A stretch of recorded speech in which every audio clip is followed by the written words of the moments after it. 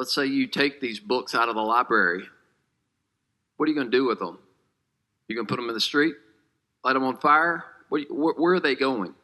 I don't have a clue, but I would burn them. Could an old-fashioned small-town book burning be coming to a town near you this summer? That could be the case if Tennessee lawmaker Jerry Sexton and a wave of far-right Republicans get their wishes. Sexton was debating a bill last week that would give Tennessee's School Textbook Commission the power to ban books Republicans didn't like. And Sexton didn't mince any words when he talked about just what he'd like to do with all of those offensive biology textbooks. "I'd burn them," he told colleagues. Now, Sexton's book-burning fantasies are scary enough on their own, but Republicans nationwide aren't far behind Tennessee, and they're eager to toss even more textbooks on the fire. In Florida, Governor Ron DeSantis has banned almost half of all math textbooks in the state for mentioning prohibited topics like empathy and social awareness. And in Llano County, Texas, 7 residents are actually suing Republican officials for using their power to censor children's books they disagreed with, including ones that taught kids about the evils of the Ku Klux Klan.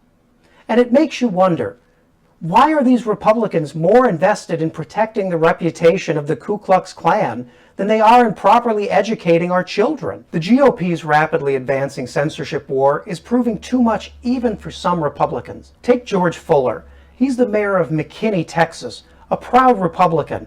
Yet he's told his colleagues that he is ashamed to be part of a party that's censoring books and telling children what they can and cannot learn. But Fuller is a rare commodity in the Republican Party. You're more likely to find someone like Congresswoman Marjorie Taylor Greene cheering on what Republicans are doing, instead of someone like Fuller speaking truth and common sense to power. Subpoenaed to testify by the January 6th committee. And that's because Republicans understand just how important this is for their movement. The ability to control what our children learn, and later on what we talk about as acceptable political speech, is a central part of their authoritarian plan. All of this leaves Democrats facing a simple question: what do we actually do about it? And unfortunately, there's no sign that Washington Democrats are prepared to treat this issue like a crisis. For fear of validating Republican concerns about critical race theory or woke math textbooks, Democrats have decided to play the silent game, denying the issue oxygen in hopes that it will burn itself out. But as any of us around from the Trump administration know, that is not how misinformation works. And left unchallenged, Republicans will continue to pass these bills, rewrite school curriculums, and reshape this country in their own twisted image.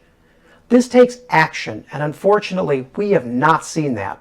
As it stands, Democrats are effectively allowing Republicans to have it both ways, claiming the mantle of freedom of speech on Twitter while actively censoring thousands of school textbooks around the country, often with no meaningful pushback from the Democratic Party.